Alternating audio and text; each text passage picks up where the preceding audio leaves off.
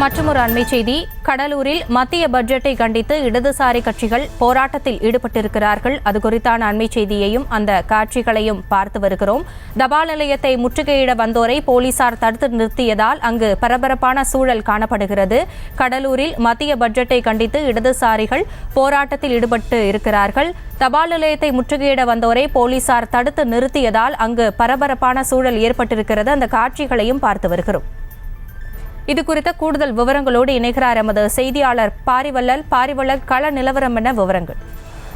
ஹாசினி, மத்திய பாரதிய ஜனதா பட்ஜெட்ல தமிழகத்தை புறக்கணித்ததை கண்டித்து இன்று இரண்டு கம்யூனிஸ்ட் கட்சிகள் சார்பில் தலைமை தபால் நிலையத்தை முற்றுகையிட போவதாக அறிவிச்சிருந்தாங்க. அதன்படி பார்த்தீங்கன்னா கடலூர் ஜவான்ஸ் பவன் பில்டிங் அருகிலிருந்து அவர்கள் ஊர்வலமா புறப்பட்டு தலைமை தபால் நிலையத்தை நோக்கி ஊர்வலமாக வரும்போது கடலூர் மஞ்சக்குப்பம் பேருந்து நிலைய அருகே வரும்போது காவல்துறையினர் அவரை தடுத்து நிறுத்தி கைது செய்ய முற்படும் போது அவர்கள் போலீஸ் தடையை மீறி அவர்கள் ஓடி சென்று தலைமை தபால் நிலையம் வாயில் முன்பு அமர்ந்து மத்திய அரசுக்கு எதிராக கோஷங்களை எழுப்பினாங்க.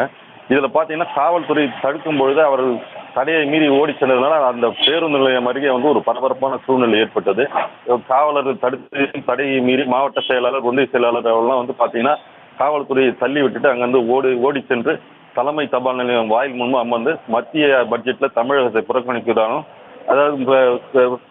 அதிபர்கள், ரிலையன்ஸ், இந்த அதானி போன்ற நிறுவனங்களுக்கு இவங்க மத்திய அரசு தொடர்ந்து ஆதரவு அளிப்பதை கண்டித்தும் கோஷங்களை எழுப்பி அவர்கள் மறியல் போராட்டத்தில் ஈடுபட்டாங்க.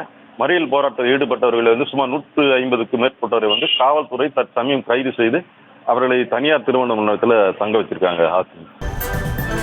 விவரங்களுக்கு நன்றி பாரிவள்ளல். செய்திகளை உடனுக்குடனும் துல்லியமாகவும் தெரிந்து கொள்ள சப்ஸ்கிரைப் பண்ணுங்க.